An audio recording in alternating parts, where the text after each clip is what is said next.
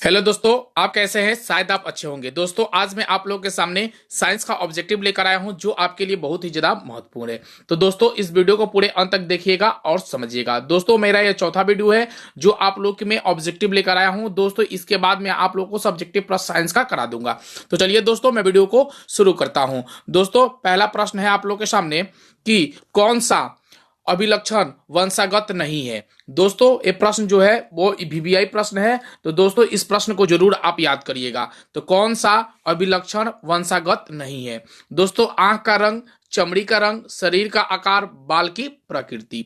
दोस्तों, इसका right answer क्या होगा? तो ऑप्शन नंबर सी होगा, शरीर का आकार। दोस्तों, अगर इस चैनल पे नए हैं या मेरा वीडियो देख रहे हैं तो चैनल को जरूर सब्सक्राइब करें, साथ में बेल आइकन को जरूर दबाएं क्योंकि हमारी आने वाली पहली नोटिफिकेशन आपके पास पहुंच सके। तो चलिए दोस्तों, 2 नंबर प्रश्न की ओर चलते हैं। दोस्तों, दूसरा प्रश्न है आप लोग के सामने कि शुद्ध जल का पीएच मान क्या होता है। दोस्तों, शुद्ध जल का पीएच मान क्या होता है इसके बारे में जान लेंगे। तो दोस्तों, ऑप्शन दिया हुआ है 6, ऑप्शन दिया हुआ है 7, ऑप्शन डी दिया हुआ है 8, ऑप्शन डी है मेरा 9। दोस्तों, इसमें से एक राइट आंसर कौन सा होगा मेरा? तो ऑप्शन नंबर 2 का क्या हो जाएगा? बी, यानी कि मेरा शुद्ध जल का पीएच का मान होता है जो 7 होता है। ठीक है दोस्तों, फिर चलते हैं 3 नंबर प्रश्न पे। 3 नंबर प्रश्न क्या दिया हुआ है देखते हैं। कौन सा कौन सा कार्बन यौगिक सबसे अधिक अभिक्रियाशील है? दोस्तों, ऑप्शन है आपके पास कि CH4, C2H6, C2H4, C2H8। दोस्तों, इसमें से राइट आंसर कौन होगा? तो दोस्तों, 3 का राइट आंसर होगा ऑप्शन नंबर बी, यानी C2H6। ठीक है दोस्तों, फिर चलते हैं 4 नंबर प्रश्न पे। देखते हैं 4 नंबर प्रश्न आपके सामने है कि 4 नंबर प्रश्न क्या दिया हुआ है। ठीक है दोस्तों, 4 नंबर प्रश्न, हाइड्रोजन के 2 परमाणुओं के बीच कितने आबंध बनते हैं? ठीक है दोस्तों, ऑप्शन दिया हुआ है 1 आबंध, दूसरा ऑप्शन दिया हुआ है 2 आबंध, 3 आबंध, इनमें से कोई नहीं। तो दोस्तों, 4 का राइट आंसर होगा मेरा ऑप्शन नंबर बी, यानी कि 2 आबंध। ठीक है दोस्तों, फिर चलते हैं 5वें नंबर प्रश्न की ओर। देखते हैं 5वां नंबर प्रश्न क्या है हमारे लिए। दोस्तों, 5वां प्रश्न है कि विद्युत ऊर्जा का व्यापारिक मात्रक क्या है? ठीक है दोस्तों, तो दोस्तों, विद्युत ऊर्जा का व्यापारिक मात्रक क्या है? यह प्रश्न जो है वो वीवीआई प्रश्न है। ठीक है, इसे जरूर याद करिएगा। पहला है ऑप्शन वाट, वाट बाई घंटा, यूनिट, इनमें से कोई नहीं। तो दोस्तों, 5 का राइट आंसर होगा ऑप्शन नंबर ए, यानी कि वाट। विद्युत का व्यापारिक मात्रक क्या होता है? तो वाट ही होता है। ठीक है दोस्तों, 6 नंबर प्रश्न पे चलते हैं। 6 नंबर प्रश्न क्या दिया हुआ देखते हैं। 6 नंबर प्रश्न है आप लोगों के सामने कि कार्बोहाइड्रेट, प्रोटीन तथा वसा के पूर्व पाचन का स्थल निम्नलिखित में कौन सा है? ठीक है, अमाशय, यकृत, छोटी आंत या बड़ी आंत। ठीक है दोस्तों, तो याद रखिएगा कि कार्बोहाइड्रेट, प्रोटीन और वसा का पाचन किससे होता है? ठीक है दोस्तों, तो ऑप्शन नंबर 6 का हो जाएगा ऑप्शन नंबर बी, यानी कि यकृत से होता है। ठीक है, लीवर से ही मेरा कार्बोहाइड्रेट, प्रोटीन और वसा का पाचन होता है। ठीक है, ऑप्शन प्रश्न संख्या कितना है मेरा दोस्तों? 7 है। ठीक है, प्रश्न संख्या 7 देखते हैं कि प्रश्न संख्या 7 में क्या दिया हुआ है। ठीक है, हमारे शरीर में कौन सा हार्मोन कार्बोहाइड्रेट, प्रोटीन, वसा उपापचय का नियंत्रण है? तो दोस्तों, ऑप्शन दिया हुआ है इंसुलिन, थायराइडिक्शन, ट्रेटो टेस्टोस्टेरोन, एड्रोजोन। तो दोस्तों, 7 का राइट आंसर होगा ऑप्शन नंबर डी, यानी एस्ट्रोजोन होता है। ठीक है, फिर चलते हैं आगे 8 नंबर प्रश्न पे। 8 नंबर प्रश्न देखते हैं क्या है कि किसी विद्युत धारावाही चालक का तार उत्पन्न चुंबकीय क्षेत्र की दिशा निर्धारित करता है। ठीक है दोस्तों, ऑप्शन है आपका दक्षिण हस्त अंगूठा अंगुष्ठ नियम, फ्लेमिंग का बाम हस्त नियम, फ्लेमिंग का दक्षिण हस्त नियम और इनमें से सभी। तो 8 का राइट आंसर होगा ऑप्शन नंबर ए, यानी दक्षिण हस्त नियम। ठीक है, 9 नंबर प्रश्न पे चलते हैं। 9 नंबर प्रश्न है आप लोगों के सामने कि ग्लूकोज का विखंडन पायरुवेट में होता है। यह प्रकरण संपन्न होता है, किससे संपन्न होता है? तो केंद्रक में, माइट्रोकांडिया में, या कोशिका द्रव में, या हरित लवक में। ठीक है दोस्तों, तो 9 का राइट आंसर होगा ऑप्शन नंबर सी, यानी कोशिका द्रव में। ठीक है, चलते हैं 10 नंबर प्रश्न पे। 10 नंबर प्रश्न जो है बहुत ही ज्यादा इंपोर्टेंट है, इस प्रश्न को जरूर याद कर लीजिएगा। ठीक है, किसी प्रोटीन का निम्नलिखित में कौन सा गुण किसी चुंबकीय क्षेत्र में मुक्त गति करता है? तो दोस्तों, ऑप्शन दिया हुआ है चाल, वेग, संवेग, इनमें से कोई नहीं। तो 10 का राइट आंसर क्या हो जाएगा? ऑप्शन नंबर बी, यानी कि वेग। ठीक है, 11 नंबर प्रश्न पे चलते हैं। एक एक पायरूपी सौर सेल कितना विद्युत विभवांतर विकसित करती है? दोस्तों ऑप्शन दिया हुआ है आपके पास 0.0 टू 1.0 वोल्ट। ठीक है, ऑप्शन बी दिया हुआ है 2.0 टू 2.5 वोल्ट। ठीक है, ऑप्शन सी दिया हुआ है 3.0 टू 4.5 भी। ऑप्शन डी दिया हुआ है कि 4.5 टू 6.0 वोल्ट।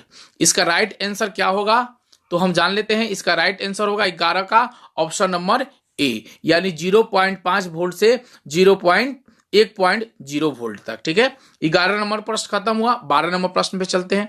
12 नंबर प्रश्न जो है बहुत अच्छा है। ठीक है, कर्नाटक में जल संग्रहण स्थान कहा जाता है। ठीक है दोस्तों, ये बार बार बोर्ड में रिपीट हुआ है प्रश्न, इसलिए मैं इसे इंपोर्टेंट बोल रहा हूं। ठीक है, तो इसका ऑप्शन दिया हुआ है एरिस, सुरंगमन, ठीक है, उसके बाद आहार, तीसरा है कट्टा।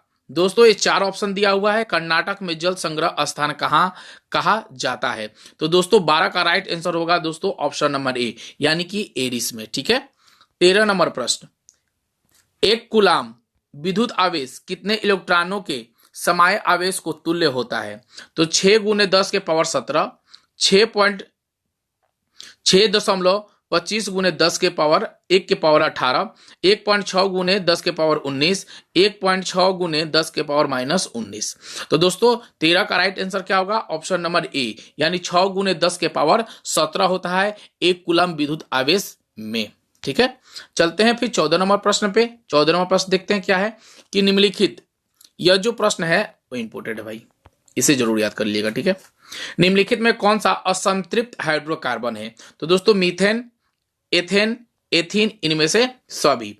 तो 14 का राइट आंसर क्या हो जाएगा? इनमें से सभी जो है, या मीथेन, एथेन और एथीन जो है वो संतृप्त हाइड्रोकार्बन का एक क्या है? उदाहरण है। ठीक है, उसके बाद 15 नंबर प्रश्न पे चलते हैं। 15 नंबर प्रश्न देखते हैं आप लोगों के सामने क्या है। 15 नंबर प्रश्न जो बहुत ही ज्यादा अच्छा भी है। अल्कोहल को उबली पत्ती पर आयोडीन विलयन की कुछ बूंद डालने पर पत्ती का रंग हो जाता है। कैसा हो जाता है? अल्कोहल का जो है, अल्कोहल यानी शराब जो है, उस पत्ती पर जब डालते हैं हम आयोडीन विलयन की बूंद, तो पत्ती का रंग कैसा होता है? तो गुलाबी होता है, या नीला होता है, या नीला काला होता है, या काला होता है। तो 15 का ऑप्शन याद रखिएगा दोस्तों, ऑप्शन नंबर सी, यानी नीला काला दोनों हो जाता है। ठीक है, चलते हैं 16 नंबर प्रश्न पे। 16 नंबर प्रश्न देखते हैं आपके सामने कि क्या है 16 नंबर प्रश्न।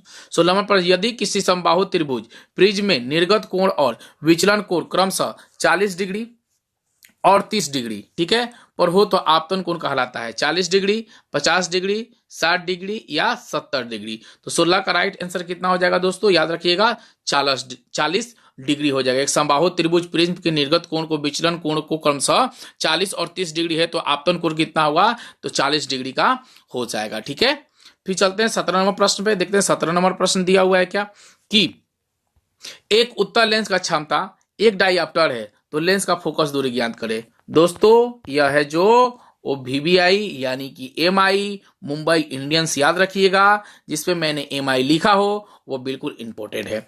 तो plus 10 centimetre, minus 10 centimetre, plus 100 centimetre, minus 100 centimetre. ठीक है, तो एक उत्तल लेंस की एक डायऑप्टर होता है। एक डायऑप्टर, उस लेंस का फोकस दूरी कितना होता है? तो 17 का याद रखिएगा, आंसर होगा option number A, plus 10 centimetre. ठीक है, चलते हैं 18 नंबर प्रश्न पे। देखते हैं 18 नंबर प्रश्न क्या दिया हुआ है दोस्तों। 18 नंबर प्रश्न है आप लोगों के सामने कि निम्नलिखित में कौन सा वायरस संक्रमित रोग है? वायरस से होने वाले रोग कौन कौन से हो सकते हैं दोस्तों? गोनेरिया, सिफिलिस, HIV एड्स, इनमें से कोई नहीं। तो दोस्तों 18 का राइट आंसर क्या होगा? इनमें से कोई नहीं। ये जितने भी रोग हैं जो यह जो है इस संपर्क के माध्यम से होता है। ये वायरस से किसी भी रोग नहीं है दोस्तों। वायरस जो है, वायरस का नाम आ रहा है तो देखिए अभी कोविड-19 यानी कि कोरोना जो है वह एक वायरस है। ठीक है, ये याद रखिएगा, वायरस भी बीमारी है कोरोना। तो अब की बार एग्जाम में आने की बिल्कुल संभावना और रही कोरोना पे। ठीक है, 19 नंबर प्रश्न आपके सामने है कि, ठीक है, 19 नंबर प्रश्न पे देख लेते हैं थोड़ा सा, है कि पराग नालिका का विजार्ड और वृद्धि करना किस प्रकार के अनुवर्तन से संबंधित है? ठीक है दोस्तों, ऑप्शन दिया हुआ है आपके पास कि प्रकाश अनुवर्तन, गुरुत्वाकर्षण, ठीक है, ज्वालानुवर्तन, रसायनिनुवर्तन। ठीक है, 4 ऑप्शन दिया हुआ है। इसका राइट आंसर हो जाएगा 19 का ऑप्शन नंबर सी, जलानुवर्तन। ठीक है, 20 नंबर प्रश्न पे चलते हैं। 20 नंबर प्रश्न देख लेते हैं, थोड़ा सा अच्छा प्रश्न है ये, कि एड्रेनलिन हार्मोन स्रावित होता है किससे? थाइमस ग्रंथि से, पीयूष ग्रंथि से, या हाइपोथैलेमस ग्रंथि से, या अधिवृक्क ग्रंथि से। तो एड्रीनलिन हार्मोन स्रावित होता है किससे? तो 20 का राइट आंसर होगा ऑप्शन नंबर बी, यानी कि पीयूष ग्रंथि से। ठीक है दोस्तों, चलते हैं 21 नंबर प्रश्न पे। 21 नंबर प्रश्न देखते हैं कि एसिटिक अम्ल, दोस्तों यह प्रश्न जो है बिल्कुल MI। ओके, एसिटिक अम्ल का तनु विलयन के बारे में कौन सा अवलोकन सत्य है? ठीक है, यह सिरका सी गंध देता है, यह प्याज सी गंध देता है, यह सड़े अंडे सी गंध देता है, या सड़े मांस की गंध देता है। एसिटिक अम्ल का तनु विलयन के बारे में कौन सा अवलोकन सत्य है? ठीक है, तो 21 का राइट आंसर होगा दोस्तों ऑप्शन नंबर ए, यानी कि यह सिरका सी गंध देता है। ठीक है, 22 नंबर प्रश्न पे चलते हैं। 22 नंबर प्रश्न देख लेते हैं क्या आपके लिए। 22 नंबर है कि जब लिटमस विलयन को न तो अम्लीय होता है न ही क्षारीय होता है, तब इस विलयन का रंग होता है, क्या होता है? तो लाल, हरा, बैगनी या पीला। तो ऑप्शन नंबर ए, यानी कि लाल होता है। याद रखिएगा, जब लिटमस विलयन को अम्लीय होता है तो क्षारीय इस विलयन का रंग कैसा हो जाता है? तो लाल हो जाता है। ठीक है, चलते हैं फिर 23 नंबर प्रश्न पे, देखते हैं 23 नंबर प्रश्न क्या है। कि 23 नंबर प्रश्न है कि श्वसन का अंतिम उत्पाद है, MI इसको हम बना देते हैं। ठीक है, श्वसन का अंतिम उत्पाद है CO2 और H2O, CO2 और ऊर्जा, H2O और ऊर्जा, CO2 H2O और ऊर्जा। ठीक है, तो 23 का राइट आंसर होगा ऑप्शन नंबर बी, CO2 और ऊर्जा। श्वसन के लिए अंतिम उत्पाद क्या होता है? कार्बन डाइऑक्साइड और ऊर्जा ही होता है। ठीक है, 24 नंबर प्रश्न पे चलते हैं। 24 नंबर प्रश्न देखते हैं क्या है कि निम्नलिखित प्रकाश के रंगों में से किस रंग का अपवर्तनांक अधिकतम है? लाल, पीला, हरा या बैगनी। तो 24 का राइट आंसर हो जाएगा दोस्तों ऑप्शन नंबर बी, यानी कि पीला होता है। ठीक है, लास्ट आखिरी प्रश्न आप लोग के सामने है जो बहुत ही ज्यादा इंपॉर्टेंट है, तो यह प्रश्न को जरूर याद कर लीजिएगा। ठीक है दोस्तों, निम्नलिखित में से कौन सा अधातु है? कार्बन है अधातु, या सोडियम है, या एल्युमिनियम है, या कैल्शियम है। तो दोस्तों अधातु कौन सा है? तो इसमें ऑप्शन नंबर सी दिया हुआ है कि एल्युमिनियम है। ठीक है दोस्तों, अगर वीडियो अच्छी लगी हो लाइक करिएगा, ज्यादा अपने दोस्तों में शेयर करिएगा। धन्यवाद दोस्तों।